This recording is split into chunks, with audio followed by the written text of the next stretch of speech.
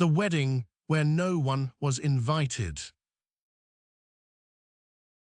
On the inner marriage. In a village in the foothills of a great mountain, on a night in midsummer, a wedding was held in a small hut at the edge of the village. No one had been invited. There were no guests. There was no priest. There were no parents. There were no witnesses. The hut, which had been built that spring by a man who had moved to the village from somewhere else and who lived alone, was lit by a single lamp. The villagers, walking past the hut on the road, saw the lamp through the window. They heard music. The music was, at first, a single voice, singing softly in a language none of them recognized. It was a man's voice. It was, after some time, joined by a woman's voice, singing the same melody an octave higher. The two voices sang together for perhaps an hour. The villagers stopped on the road to listen. They had never, in the history of the village, heard singing of that quality. The two voices were joined in time by music, what sounded like a single small instrument, perhaps a lute, perhaps a harp, perhaps something between. The music was very faint. It came clearly through the window, on the still summer air, but it was not loud. It was the music of a wedding held inside a small lit room, on a small lit table, in the late hours of an ordinary evening. The villagers gathered at the edge of the road. They did not approach the hut. They understood, in some way they could not have articulated, that the wedding was not, in this case, for them. A small boy among the villagers asked his grandmother, who was old and who had heard of many things, "Why is no one invited?" The grandmother considered. "Because this is not a wedding between two people," she said.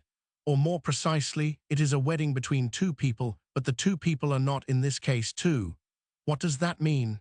"It means," said the grandmother, "that the man who lives in this hut is alone, and the wedding is his. He is marrying, he is also being married to. He is the bride, and he is the groom, and he is the witness, and he is the priest. There is no one to invite, because everyone who needs to be present is. We are walking past. We are not invited because there is no room for us. We were not the missing thing. The missing thing was inside him, and tonight he is wedding it." "Is he mad?" "No," said the grandmother. "He is the opposite of mad. The mad are the ones who refuse this wedding. They wait all their lives for another person to be the missing thing. Another person cannot, in the deepest sense, be the missing thing. The missing thing was always inside. The wedding is the marrying of one's two halves. Most people in this village will never have this wedding. They will marry a husband or a wife, who is a fine thing, but who is not, in the deepest sense, the missing piece. The missing piece is not a husband. It is also not a wife. It is the other in oneself. The man in this hut is wedding the other in himself. We hear two voices because there are, tonight, two of him.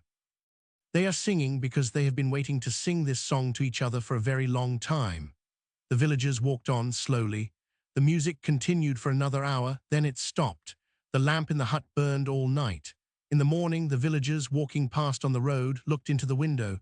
The hut was empty. The bed was made. The table was clean. The single lamp was extinguished, oil spent. There was no sign of the man who had lived there. There was no sign of any wedding. The hut had been left, as if the man had simply gone for a walk and would return. He did not return. On the small table in the center of the room, the villagers, when they had at last entered, found 2 rings of gold. The rings were woven into each other. It was not possible to tell where one ring ended and the other began. They had been forged, somehow, of a single continuous piece of gold, looped together in such a way that they could not be separated without being broken. The villagers turned them in their hands. They tried to follow one ring around its circuit. They could not. The ring became, at some point in its turning, the other ring. The other ring, in turning, became the first. They were 2 and 1 at the same time.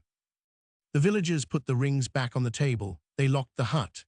The man did not return.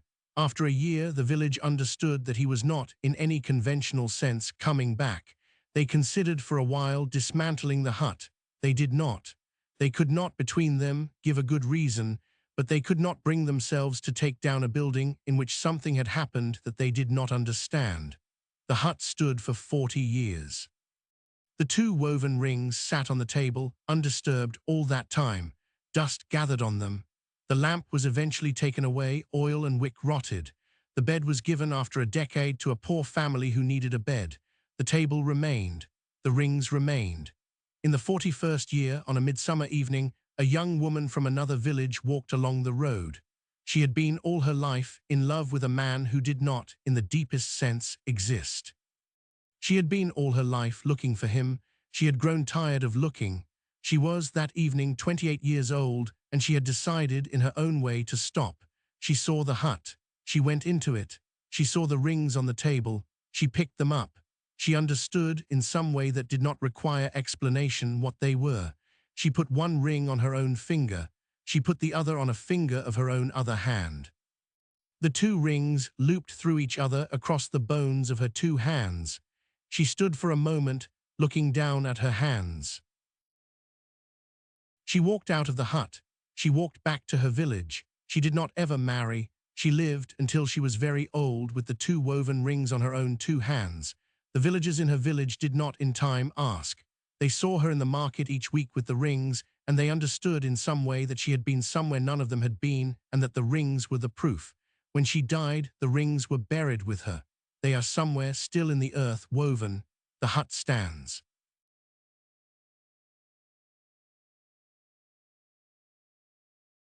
Some weddings have no guests. They are weddings between the two halves of one person. Music is real. The rings are real. The rings are woven into each other. They cannot be separated. They are two and one at the same time. Most will never have this wedding. They will marry outside, which is a fine thing. The few who marry inside are not mad. They are the opposite of mad. They have understood that the missing piece was never another person. The piece was always within.